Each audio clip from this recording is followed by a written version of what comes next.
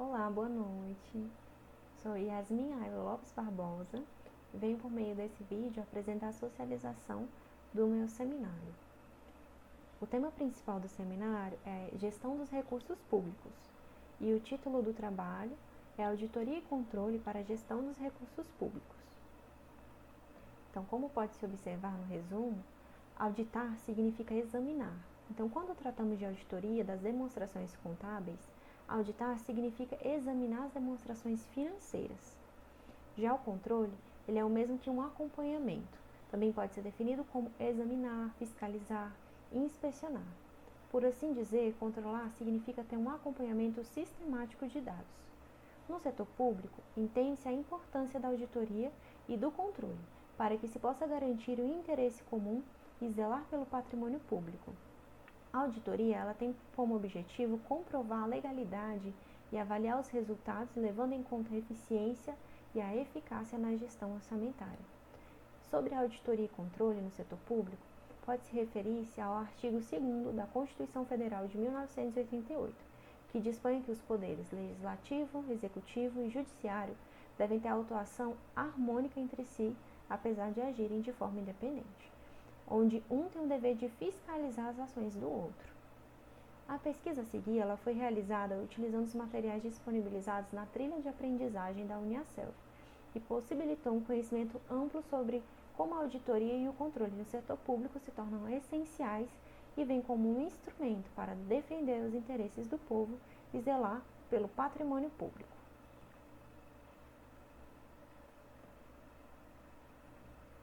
Na introdução, podemos perceber que com a chegada de grandes empresas e a cobrança de impostos, foi necessário que se houvesse uma forma de validação dos registros contábeis.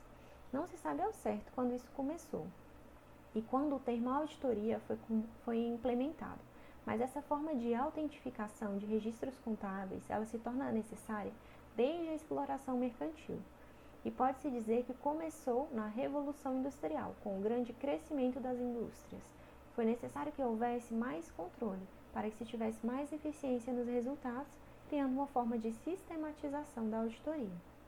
Controle é o mesmo que o acompanhamento, para não perder o fundamento sugerido. Controle também pode ser definido como examinar, fiscalizar e inspecionar. E no setor público, controlar significa ter esse acompanhamento sistemático com a menor intervenção humana possível. Isso se dá por meio de análise de dados matemáticos. Na fundamentação teórica, podemos perceber algumas citações, como, por exemplo, a técnica contábil que, através de procedimentos específicos que lhes são peculiares, aplicados no exame de registros e documentos inspecionados e na obtenção de informação e confirmação relacionados com o controle do patrimônio de uma entidade, objetiva obter elementos de convicção que permitem julgar se os registros contábeis foram efetuados de acordo com os princípios fundamentais e normas de contabilidade, e se as demonstrações contábeis deles decorrentes refletem adequadamente a situação econômico-financeira e as demais situações neles demonstradas. Segundo Guerra, controle é a fiscalização, quer dizer a inspeção, exame, acompanhamento, verificação exercida sobre determinado alvo, de acordo com certos aspectos, visando averiguar o cumprimento do que já foi predeterminado, ou evidenciar eventuais desvios com fincas de correção, decidindo acerca da regularidade ou irregularidade do ato praticado. Sobre a auditoria e controle no setor público, pode-se referir-se ao artigo 2º da Constituição Federal de 1988, que dispõe que os poderes legislativo, executivo e judiciário devem ter atuação harmônica entre si, apesar de agirem de forma independente, onde um tem o dever de fiscalizar as ações do outro. Aqui é possível ver isso exemplificado nessa figura, controle no setor público, onde o controle interno ele fica como para o Poder Judiciário, o Executivo e o Legislativo, e o controle externo é responsabilidade do Poder Legislativo.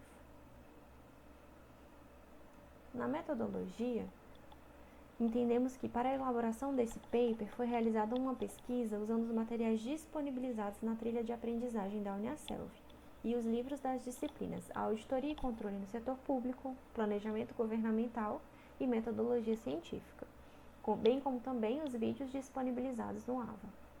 Ao utilizar o material disponível no ambiente virtual de aprendizagem da Uniaselv, foi possível adquirir informações sobre o tema exposto no paper, bem como ter um direcionamento aos principais autores que decorrem sobre o tema. Nos resultados e discussões, pude perceber que ao finalizar as pesquisas relacionadas à auditoria e controle no setor público, é possível refletir sobre a importância dessas ações no país em que vivemos, ainda mais na atualidade, onde a corrupção e o famoso jeitinho brasileiro têm se tornado tão comum.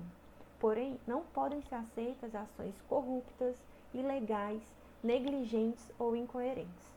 A auditoria e o controle no setor público se tornam essenciais e vêm como um instrumento para defender os interesses do povo e zelar pelo patrimônio público. Adquirir conhecimento profundo sobre o tema traz benefícios, pois é importante saber que existe sim um sistema organizacional que permite a clareza e evita que aconteçam improbidades administrativas. Nas conclusões, é possível perceber que o objetivo dessa pesquisa foi trazer os conceitos de auditoria e controladoria e como elas se aplicam ao setor público.